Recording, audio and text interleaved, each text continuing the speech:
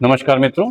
तो आज हम उपस्थित हैं गुरुजी क्लासेस, जो सक्सेस पॉइंट तमकुही रोड का ही एक अंग है। और एसएससी जीडी के लिए हम लोगों ने नया बैच जो लॉन्च किया 6 जुलाई 2026 से, जिसमें हम लोगों ने ये बताया कि फ्री मेगा बैच है, इसका कोई भी चार्ज नहीं है। उसमें बहुत दोनों सब्जेक्ट्स आपको मिल रहे थे, अभी आज तीसरा सब्जेक्ट लेकर हम आए हुए हैं जो रीजनिंग है।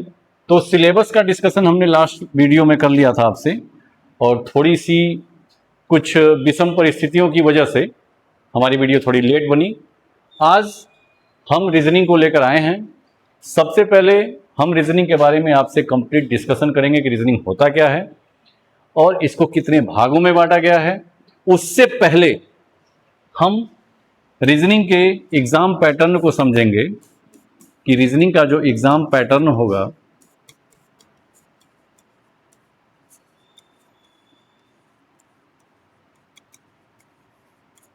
उसमें कितने प्रश्न आपसे पूछे जाएंगे, क्वेश्चन की संख्या कितनी होगी,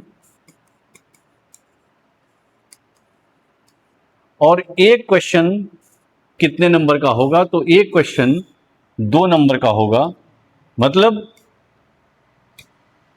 2 मार्क्स फॉर ईच क्वेश्चन। एक क्वेश्चन 2 नंबर का होगा।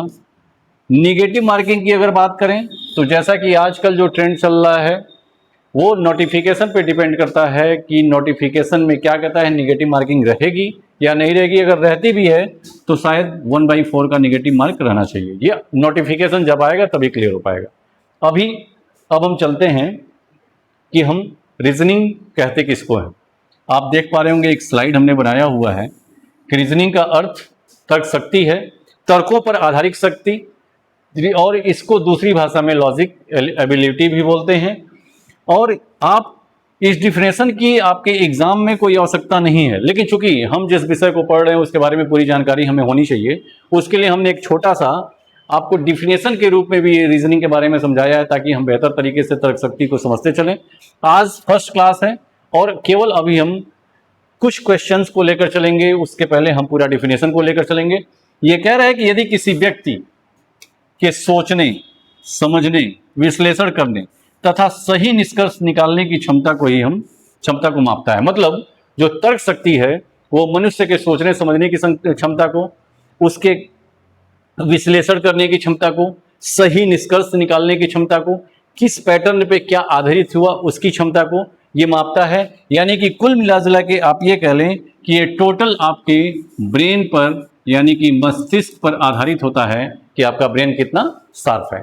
फिर नीचे थोड़ा सा और हमने लगाया कि प्रतियोगी परीक्षाओं जैसे SSC GD, CGL, CHSL, MTS, police, railway, bank, हर ऐसा कोई भी एग्जाम नहीं है जिसमें रीजनिंग से संबंधित प्रश्न न पूछे जाते हों। और यह एक ऐसा सब्जेक्ट है जो आपको कंपटीशन के एकदम करीब ले जाता है।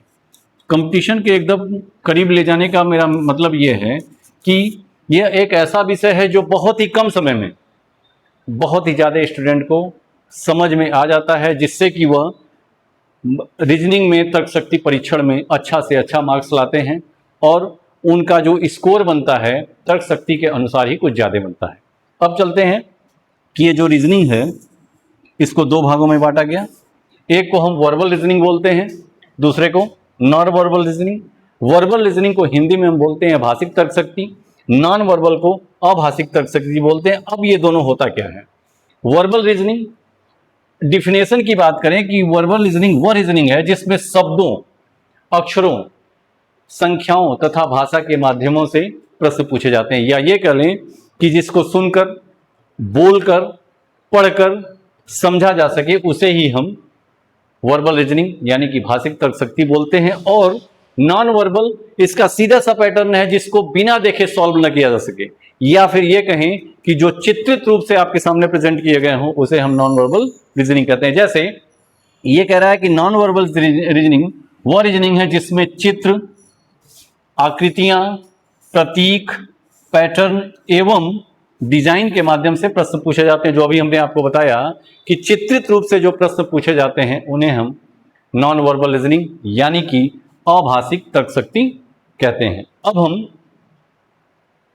इसको हमने एक स्लाइड के रूप में आपको बांटा हुआ है कि अगर वर्बल और नॉन वर्बल रीजनिंग को हम बाइफरकेट चलें, इसमें अंतर देखें, तो ये कह रहा है कि इनका आधार, ये वर्बल रीजनिंग का आधार है। आगे हम चलेंगे, ये नॉन वर्बल रीजनिंग का थोड़ा सा ये जो डिज़ाइनर थे या जो हमारे कंटेंट राइटर हैं उनकी वजह से थोड़ी सी ये गलती, ये लाइन थोड़ी इधर होनी चाहिए या लिखावट थोड़ी उधर होना चाहिए, तो उसे थोड़ा मैनेज करते हुए चलेंगे। प्रश्नों का प्रकार कैसा होगा? शब्द, अक्षर, संख्या पे आधारित प्रश्न। जैसे अभी हमने बताया आपको कि जिसको बोलकर, सुनकर, पढ़कर समझा जा सके उसे हम वर्बल रीजनिंग कहते हैं। जबकि नॉन वर्बल में क्या होगा? चित्र एवं आकृतियों पर आधारित प्रश्न होंगे। अब भाषा का प्रयोग, मतलब इसमें सबसे ज्यादा भाषा का प्रयोग किया जाता है, जो कि हमने यहाँ लिखा है कि अधिक, और इसमें भाषा का प्रयोग नहीं होता, केवल चित्र आपको प्रेजेंट किए जाते हैं, उन चित्रों के माध्यम से ही हम उसको उस प्रश्न का आंसर दे पाते हैं। मुख्य क्षमता कह रहा है कि तार्किक एवं विश्लेषणात्मक सोच, मतलब कि कोई प्रश्न आपके सामने प्रेजेंट करेगा, वो कैलकुलेशन रिलेटेड हो सकता है, शब्दों पर आधारित हो सकता है, अंकों पर आधारित हो सकता है, अक्षरों पर आधारित हो सकता है, तो हम उसको सोचेंगे, उस पर कुछ विश्लेषण करेंगे, तब जाकर उसका हम आंसर देंगे। ये कह रहा है कि दृश्य एवं अवलोकन क्षमता, मतलब हम जब चित्रों को देखेंगे कि किस फिगर के बाद से क्या आएगा, तब हम इसका आंसर देंगे। नेक्स्ट एग्जाम्पल के तौर पे अगर देखें तो coding, decoding, blood relation, direction sense, ranking test और भी बहुत सारे chapters, analogy test, clock, calendar, ये सारे जो हैं हमारे वर्बल रीजनिंग के अंतर्गत आते हैं, यानी कि भाषिक तर्क शक्ति के अंदर। नॉन वर्बल में mirror image, figure series. Mirror image का मतलब कि कोई पिक्चर रख दिया जाएगा, उसके सामने कोई दर्पण होगा, दर्पण प्रतिबिंब, या जल प्रतिबिंब, कि अगर कोई पिक्चर ऊपर है तो उसका जल प्रतिबिंबित कैसा दिखाई देगा, उसका दर्पण प्रतिबिंबित कैसा दिखाई देगा, उसका दर्पण प्रतिबिंब कैसा होगा।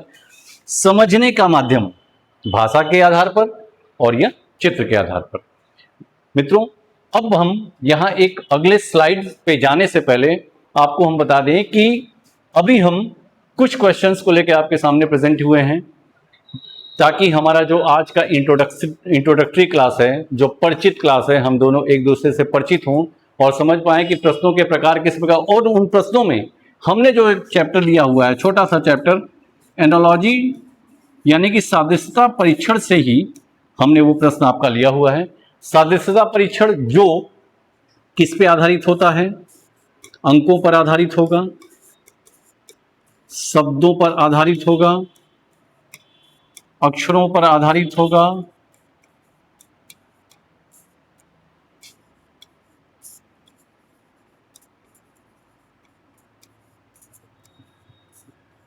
ठीक।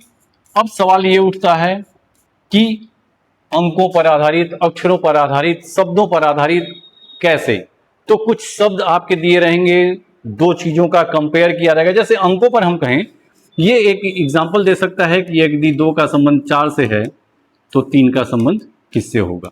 आप जब ये देखेंगे तो यहाँ आपके दिमाग में कई तरीके के आंसर निकलेंगे, जबकि ये डिपेंड करेगा कि आपका विकल्प कैसा है, क्योंकि यहाँ आंसर 6 भी हो सकता है, 5 भी हो सकता है, 9 भी हो सकता है, डिपेंड करता है कि आपका ऑप्शन कैसा है। अब कुछ लोगों के दिमाग में ये चल रहा होगा कि कैसे 6, कैसे 5, कैसे 9। अगर हम यहाँ इसकी तुलना करें तो 2 में 2 जोड़ें तो 4 होगा, 2 का वर्ग करें तो भी 4 होगा, और 2 में 2 का गुणा करें तो भी 4 होगा। सेम यही चीज़ कि अगर हम 3 में 2 जोड़ें तो 5 होगा, 3 में 3 जोड़ें तो 6 होगा, ये थोड़ा सा मिस्टेक हो गया है। 2 में 2 जोड़ें तो 4 होगा, 3 में 3 जोड़ें तो 6 होगा, या 3 का स्क्वायर करें तो 9 होगा। वो डिपेंड करता है कि आपका विकल्प कैसा है। विकल्प इन तीनों में से कोई एक दिया होगा और उन तीनों विकल्प से आधारित जो भी हमारा आंसर होगा हम उस आंसर को देंगे। ये तो हो गया हमारा अंकों पर आधारित। शब्दों पर आधारित कि कहीं कोई शब्द आपका दे देगा, उस शब्द की संबंध किसी से बनाएगा। आगे क्वेश्चन में हमने डाला हुआ है, वो अभी प्रश्न आपको जब दिखाते हैं तो आपको समझ में आ जाएगा। फिर अक्षरों पर आधारित। अक्षरों पर आधारित का मतलब कि ए से लेकर जेड तक के जो भी अल्फाबेट्स होते हैं हमारे, उन अक्षरों से रिलेटेड कुछ पूछेगा तो इसके पहले हमको कोडिंग डिकोडिंग का पूरा चैप्टर पढ़ना पड़ेगा ताकि हमको ये समझ में आए कि किस अक्षर का कौन कौन सा क्रमांक होता है। लेकिन आज एग्जाम्पल के तौर पे हमने कुछ क्वेश्चन डाला हुआ है एनालॉजी का, एनालॉजी टेस्ट से रिलेटेड, सादृश्यता परीक्षण से संबंधित, जिसमें बहुत ही सिंपल और थोड़े से टफ क्वेश्चन। आप स्लाइड को देखते चलेंगे, पॉज करेंगे, एक बार सॉल्व करने की कोशिश करेंगे, उसके बाद फिर मेरा ये सॉल्यूशन देखेंगे। हो सकता है कि आप हमसे पहले उस प्रश्न को सॉल्व करके उसका आंसर निकाल लें। आप अगर मेरे साथ चलते रहेंगे तो उससे आपको ये फायदा होगा कि आपको ये पता चलेगा कि आप किसी प्रश्न को मिनिमम समय में आंसर सही दे रहे हैं या फिर गलत दे रहे हैं। जैसे पहले क्वेश्चन की तरफ हम चलें। ये कह रहा है कि निम्नलिखित में प्रश्न चिन्ह के स्थान पर उपयुक्त शब्द रखिए। जैसे निर्दयी, इसका संबंध दयालु से है, तो निष्क्रियता का संबंध नीचे दिए गए विकल्पों में से किससे होगा। हमें ये उम्मीद है कि आप अब तक आंसर दे चुके होंगे। हाँ, तुम ही से कह रहे हैं विधिवत तरीके से। ठीक है, आपने जो आंसर दिया 100% सही हो सकता है, लेकिन उससे पहले हम देखें सही हो सकता है। मैं इसलिए कह रहा हूं कि मैं प्रश्न के आंसर को दूं, तब तो हम एनालिसिस कर पाएंगे कि आपका आंसर सही है या गलत। चलो यहां देखते हैं। निर्दयी का उल्टा दयालु होता है, मतलब जो कठोर हृदय वाला है उसका अपोजिट दयालु हो सकता है। तो जो निष्क्रिय है, निष्क्रिय मतलब कोई काम वगैरह नहीं कर पाता, तो उसका उल्टा, क्योंकि हमको अपोजिट ज्ञात करना है, निष्क्रिय का बुद्धिमत्ता नहीं हो सकता, निष्क्रिय का रुचि से भी कोई संबंध नहीं हो सकता, निष्क्रिय का चतुर, जो निष्क्रिय वो चतुर कैसे हो सकता है। लेकिन निष्क्रिय है, कुछ काम करना नहीं चाहता, तो उसका संबंध सजगता से हो सकता है। तो इसका राइट आंसर है, हम समय जानबूझ कर ले रहे हैं ताकि आपको ये पता चले कि इसमें लॉजिक क्या चला हुआ है, किस तरीके का काम हुआ है, आपको ये समझ में आ जाए। अब ये दे रहा है कि उस विकल्प का चयन कीजिए जो पांचवें पद से उसी प्रकार संबंधित है जिस प्रकार दूसरा पद पहले से और तीसरा पद चौथा पद दूसरे से। मतलब इन दोनों में कोई काम हुआ है, आगे भी इन दोनों में कोई काम हुआ है, तो हमें यहाँ पे भी वो काम करना है। यहाँ आप देखेंगे कि यह 11 है, इसमें जो सीरीज चला है 11 का क्यूब, 11 का क्यूब जब आप करेंगे तो यह आता है 1331, और इसमें से आप 22 माइनस करेंगे। अब 22 क्यों करेंगे कि ये जिसका क्यूब आपने किया हुआ है इसी का डबल करके जब आप इसमें माइनस करेंगे 22, तो यह आपका आएगा 1309। आगे भी देखें यहाँ सीरीज वही चला होगा तो ठीक है, नहीं चला होगा तो कोई बात नहीं। 15 का क्यूब हमारा होता है 3375, और इसमें 15 का हमने अभी बोला कि इसका जस्ट डबल करके माइनस करेंगे, तो 15 का जब हम डबल करके माइनस करेंगे तो आ जाएगा 3345, जो कि यहाँ दिया हुआ है। तो आगे भी यही सीरीज हम अपनाएंगे। 7 का क्यूब करेंगे, 7 का क्यूब होगा 343, माइनस 7 का डबल 14, ये आपका आ जाएगा 329। Option number A is right answer. थोड़ा सा लंबा इसको अभी हम लेकर चल रहे हैं ताकि आपको ये समझ में आ जाए कि कैलकुलेशन के, आपने इजी क्वेश्चन तो बहुत सॉल्व किया होगा, हल्के हल्के टफ क्वेश्चन की तरफ हम बढ़ रहे हैं ताकि आपको ये अंदाजा लगे कि क्वेश्चन इस प्रकार के भी आते हैं। अभी आज ये हमारा केवल टेस्टिंग है, हम केवल प्रश्न को आपके सामने रखे हुए हैं। फिर चैप्टर वाइज कोडिंग डिकोडिंग से लेकर एक एक चैप्टर और विधिवत क्वेश्चंस के साथ हम आपके सामने आएंगे। अभी आज हमने सिर्फ 10 प्रश्नों का एक संग्रह लिया है आपके लिए, ताकि हम आपसे परिचित हो सकें, आप हमारे बारे में जान सकें। चलिए, यह कह रहे हैं कि उस विकल्प का चयन करें जो चौथे पद से उसी प्रकार संबंधित है जिस प्रकार पहला पद दूसरे पद से और पांचवा पद छठवें पद से। मतलब कि इन दोनों में कोई कनेक्शन है, फिर इन दोनों में कोई कनेक्शन है, इन दोनों में कोई कनेक्शन है, तो हम यहाँ कनेक्शन देखेंगे, इसका कनेक्शन देखेंगे, तब जाके आगे हम समझ पाएंगे। तो अब यहाँ आप देख पा रहे होंगे कि 5 का स्क्वायर ऋण 18 आप करेंगे तो आपका 7 आएगा। कैसे? 25 माइनस 18 बराबर 7। अब सवाल ये उठता है कि 18 कहाँ से आया? चूंकि हमको कैलकुलेशन करके लाना है तो हम उसको कहीं ना कहीं से लाएंगे। आगे इस यहाँ आने से पहले हम इसको देख लें कि 22 का वर्ग क्या होता है। तो 22 का वर्ग होता है 484, और चूंकि यहाँ पे हमने 18 माइनस किया था तो यहाँ पे भी हम 18 ही माइनस करेंगे, ये हो जाएगा हमारा 466। अब हम बीच का ये सीरीज पता करेंगे कि सबसे पहले हम इस 271 में 18 जोड़ें। तो जैसे ही हम 271 में 18 जोड़ेंगे तो ये हमारा निकल कर आएगा 289, और हम देख पा रहे होंगे कि ये 289 जो है 17 का स्क्वायर है। तो option number C is right answer. मैं उम्मीद करता हूँ कि मेरे द्वारा दी गई जानकारी और स्लाइड के माध्यम से हम आप तक पहुँच पा रहे होंगे। हमने फिर बताया कि ये जो चैनल आप देख रहे हैं गुरुजी क्लासेस, जो कि तमकुही रोड के ही सक्सेस पॉइंट का एक अंग है। हम लोग पहले ऑफलाइन में थे, अब हम लोगों ने ऑनलाइन भी शुरू किया हुआ है बच्चों के डिमांड पे। जो बच्चे हमारे पास नहीं पहुंच पा रहे हैं, एसएससी जीडी के लिए फ्री मेगा बैच है ये। और आज रीजनिंग का पहला दिन है। अभी आज हम रीजनिंग को केवल विधिवत तरीके से समझने के लिए कुछ क्वेश्चंस आपके सामने लाए हैं, जो एनालॉजी टेस्ट यानी कि सादृश्यता परीक्षण के कुछ छांटे हुए क्वेश्चन है मेरे तरफ से, जिसमें कुछ इजी कुछ टफेस्ट क्वेश्चन है। आप लोग प्रश्नों को देखिए, सॉल्व करने की कोशिश कीजिए। मैंने पहले कहा कि स्लाइड को देखिए, पॉज कीजिए, पहले सॉल्व कीजिए, फिर सोल्यूशन देखिए।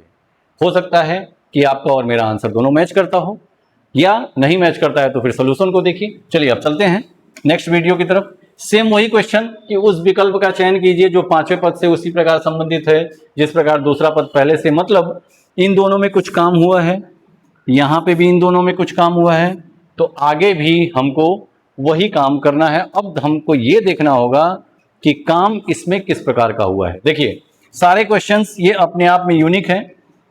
आप जब यहाँ देखेंगे 12,208 में कन्वर्ट हुआ, कुछ लोगों के दिमाग में ये चल रहा होगा कि 12 9 108 100 जोड़ेंगे तो आ जाएगा, तो फिर यहाँ पे भी तो होना चाहिए और यहाँ पे भी उसके हिसाब से आपका आंसर आना चाहिए, लेकिन नहीं आएगा।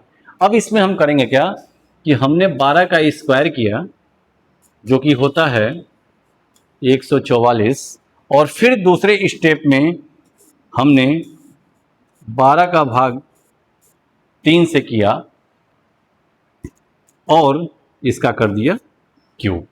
एक बार फिर से हम आपको दिखा देते हैं, थोड़ा सा यूनिक क्वेश्चन है कि 12 208 में कन्वर्ट हुआ है, तो इसको इस तरीके से सीरीज चलाएंगे कि 12 का स्क्वायर प्लस 12 डिवाइडेड 3 और इसका क्यूब। जब आगे आप करेंगे तो ये होता है 144 प्लस इस टोटल को कैलकुलेट करेंगे तो आपका ये 3 चौक 12 4 बार में कटेगा और 4 का क्यूब होता है 64, और जब आप इसको जोड़ेंगे तो ये हो जाएगा 208।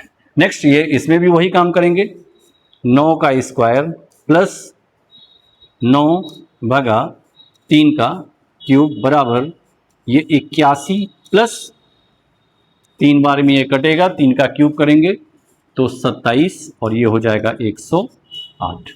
अब मित्रों 15 का भी हम वही काम कर लेंगे। यहाँ पे सोल्यूशन आपको दिखा देते हैं कि 15 का स्क्वायर प्लस 15 भगा 3 का क्यूब। 15 का स्क्वायर होता है 225 प्लस ये 5 बार में कटेगा और 5 पचे 25 पचे 125 बराबर 350। तो और option number A is right answer. आपके दिमाग में इस क्वेश्चन को देखकर बहुत सारे आंसर आते होंगे, लेकिन विकल्प में भी आपका जो आंसर आपके दिमाग में चल रहा है उसका होना जरूरी है। तो विकल्प में जो आंसर है जो दिया हुआ है आपका ऑप्शन, उसके अकॉर्डिंग हमारा ये लॉजिक लगेगा, तब जाके ये क्वेश्चन सॉल्व होगा। चलिए नेक्स्ट स्लाइड की तरफ चलते हैं। यहाँ पे भी सेम है कि पहला दूसरे से किसी प्रकार, दूसरा पद पहले से किसी प्रकार संबंधित है, चौथा तीसरे से संबंधित है, तो हमको पांचवें पद को ज्ञात करना है। मैं कुछ देर के लिए 30 सेकंड के लिए आपको यहीं पे रोकता हूं कि आप इस प्रश्न का आंसर दें और फिर तुरंत मैं इसका आंसर देता हूं। Only 30 second.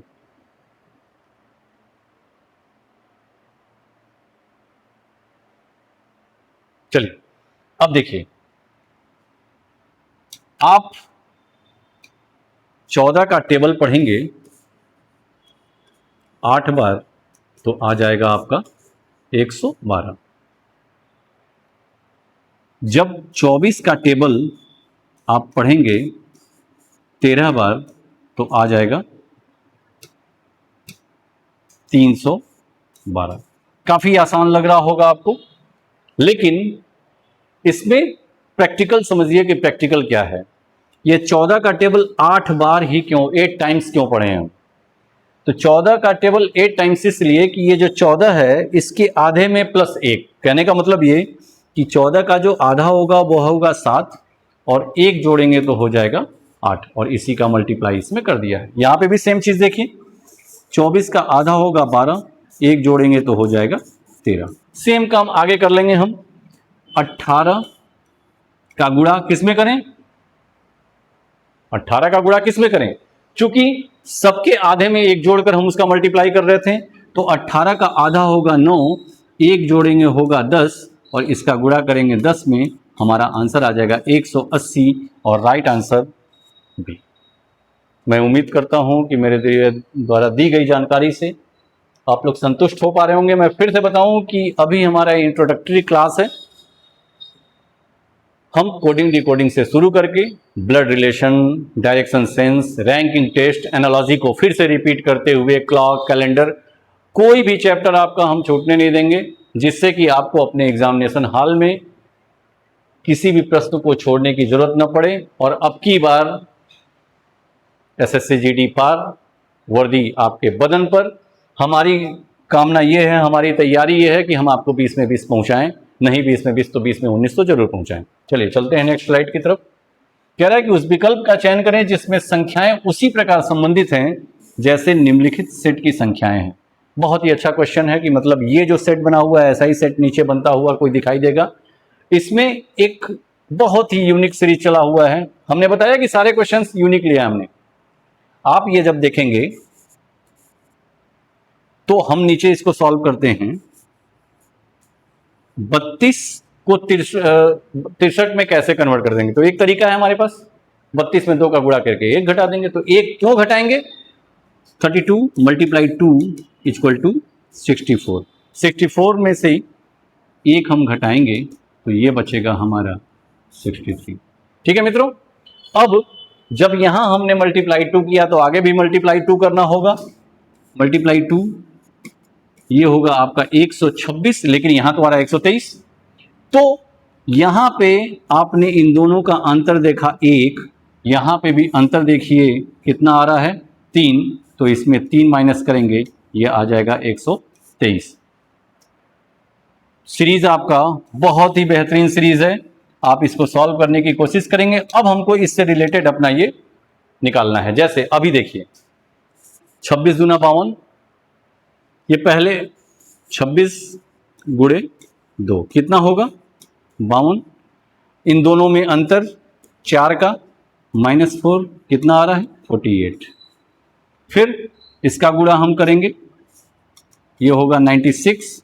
इन दोनों में अंतर कितने का 4 का, -4 करेंगे 92 और option number A is right answer. जबकि आगे आप देख पा रहे होंगे 35 गुना 70, और हम क्या कर रहे थे माइनस कर रहे थे ना, तो इन दोनों में अगर 2 माइनस करेंगे तो 68 आना चाहिए, जबकि क्या है ये 72, नहीं हो पाएगा। आगे देखिए 26 दूना 52 और इन दोनों में अंतर 4 का, 52 में से 4 घटाएंगे तो 48 आना चाहिए, जबकि 51 है, नहीं आ रहा है। यहाँ 33 दूना 66, ये तो कोई अंतर ही नहीं रखा, इसलिए आंसर ये भी सही नहीं होगा। Option number A is right answer, आप इसका देखकर चलेंगे। चलिए नेक्स्ट स्लाइड, बहुत ही प्यारा स्लाइड, ये भी बहुत ही प्यारा क्वेश्चन। आप ये देखिए, इसमें भी ये जो सीक्वेंस बने हुए हैं, जो सीरीज बने हुए हैं, उससे रिलेटेड नीचे कोई सीरीज बना है, हमको वही ज्ञात करना है। आप जब ये देखेंगे तो 2194, यह इसमें कुछ अंक अगर हम जोड़ दें तो यह किसी न किसी संख्या का क्यूब हो सकता है। जब इसमें अंक आप जोड़ेंगे तो आपको समझ में आएगा कि अगर इसके लिए मित्रों ये होना चाहिए कि आपको थोड़ा सा स्क्वायर और क्यूब के बारे में जानकारी हो, तो वो थोड़ा आप देख लेंगे। अगर हम इसमें 3 जोड़ दें, ये हो जाएगा 2197, 2197, और आप जान रहे होंगे कि यह 13 का क्यूब। आगे चलें, यह 1328 है, 1328, आप इसमें भी 3 जोड़ें, ये हो जाएगा 1331 और यह 11 का क्यूब है। दोनों का डिफरेंस शायद 2 का आपको दिखाई दे रहा होगा। आगे चलें, 726 3 जोड़ेंगे 729 और ये 9 का क्यूब है। फिर इसमें डिफरेंसेस आपको 2 दिखाई दे रहे होंगे। अब इसी तरीके से हमको अपने विकल्प में से ऐसे सीरीज को छांटना है जो ऐसा ही कुछ हो कि जिसमें 3 जोड़ने पर किसी का क्यूब बन रहा हो। तो आप ये देख रहे होंगे 1560 है, इसमें अगर हम 3 जोड़ें तो ये 1563 हो जाएगा, जो किसी भी संख्या का क्यूब नहीं होता। तो ये ऑप्शन नंबर 1 हमारा गलत है। फिर 1170 है और इसमें यदि हम 5 जोड़ दें,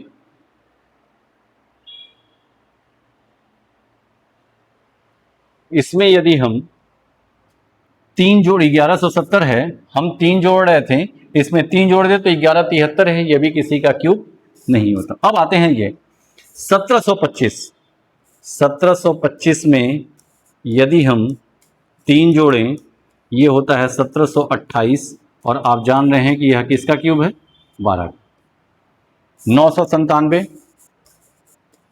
इसमें 3 जोड़ दें, यह कितना आता है? 1000 और यह किसका क्यूब है? 10 का। देखें यहाँ पे, यहाँ 13 से 11 पे गए थे, घटते हुए क्रम में 2 का डिफरेंस था, यहाँ पे भी घटते हुए क्रम में 2 का डिफरेंस है और 12 से हम 10 पे गए हैं, तो नीचे वाला हमारा 8 का क्यूब दिखना चाहिए। अब 8 का क्यूब निश्चित रूप से हमको दिखाई दे रहा है कि 509 में 3 जोड़ेंगे 512 होगा और 512 होता है 8 का क्यूब। तो यहाँ पे हमको ये भी difference, it means option number C जो है हमारा सही उत्तर है, क्योंकि आपको ये भी जब देखेंगे तो 1406 1400 नहीं, ये भी किसी का क्यूब नहीं होता। चलिए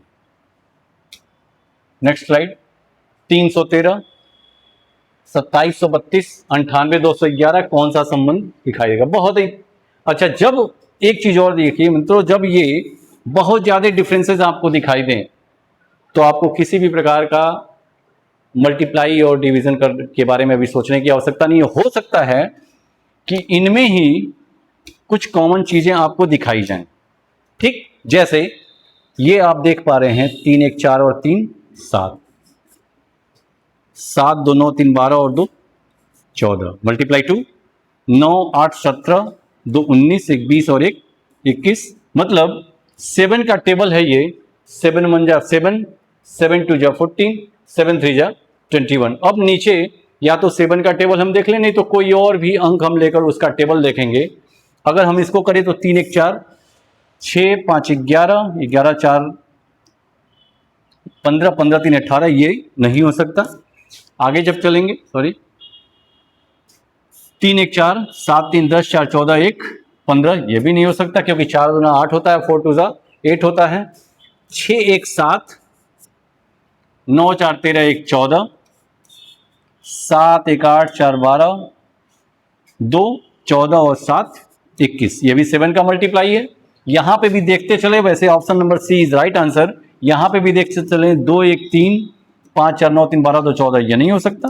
मतलब ये जो सीक्वेंस अभी हमने आपको बताया कि अगर ऐसा लंबा आपको गैपिंग दिखाई दे, लंबा गैपिंग, तो आप अभी मल्टीप्लिकेशन और डिवीजन के बारे में सोचने से पहले देख लें आपस में कोई उनका कनेक्शन तो नहीं है। ऐसे भी सीरीज, ऐसे भी क्वेश्चंस आपको मिलते हैं। चलते हैं अगले स्लाइड की तरफ, और ये हमारा लास्ट स्लाइड होगा। बहुत ही प्यारा स्लाइड है, बहुत ही प्यारा क्वेश्चन है। इसको तो आप इजीली बहुत आसानी से कर पाएंगे। 13 93, ये देखिए 13 का गुणा 3 में करें तो 39 होगा, और इसको यदि हम पलट दें तो 93 होगा। यही है ये। अब 17 का टेबल आप पढ़ लीजिए 3 बार, ये कितना होगा? 17 3 51, और जब पलटेंगे इसको तो ये हो जाएगा 15, and option number B is right answer. मित्रों, मैं उम्मीद करता हूं कि मेरे द्वारा दी गई जानकारी से आप संतुष्ट होंगे। अगले स्लाइड पे हम फिर मिलेंगे आपसे। तब तक के लिए आप गुरुजी क्लासेस नामक इस चैनल को सब्सक्राइब करें। यदि मेरा ये वीडियो आपको अच्छा लगा हो तो अपने दोस्तों को, अपने हित मित्रों को अपने जानने वालों को ये वीडियो शेयर करें, सब्सक्राइब करें और ज़्यादा से ज़्यादा आप लोगों को अपनी तरफ लेकर आएँ, इस चैनल की तरफ लेकर आएँ, क्योंकि हम लोग अभी मेगा एसएससी जीडी के लिए फ्री मेगा बैच लेकर आपके सामने उतरे हुए हैं, जिसमें धीमे धीमे सभी सब्जेक्ट्स आपके सामने आ जाएंगे। पीडीएफ भी आपको फ्री मिलने लगेगा। क्विज कंटेस्ट हम लोगों ने ऑर्गेनाइज करना शुरू कर देंगे। उस क्विज कंटेस्ट का ये है कि अगर उस जो हम क्विज आपको दे रहे हैं, जो सबसे कम समय में सही उत्तर देगा वो हमसे दूर भी बैठा हुआ है, तो उसके घर पे मेरे द्वारा कोई भी छोटा सा गिफ्ट गुरुजी क्लासेस नामक चैनल की तरफ से जाएगा। गिफ्ट की कोई कीमत नहीं होती मित्रों, इसलिए मैं लास्ट में यहीं पे आपसे फिर एक बार ये चाहूँगा कि आप इस चैनल को ज़्यादा से ज़्यादा लोगों तक सब्सक्राइब करें, ज़्यादा से ज़्यादा लोगों तक भेजें, सब्सक्राइब करवाएं और उनको भी ये बोलें कि वो भी कहीं इसको शेयर करें। तब तक के लिए जय हिंद, जय भारत।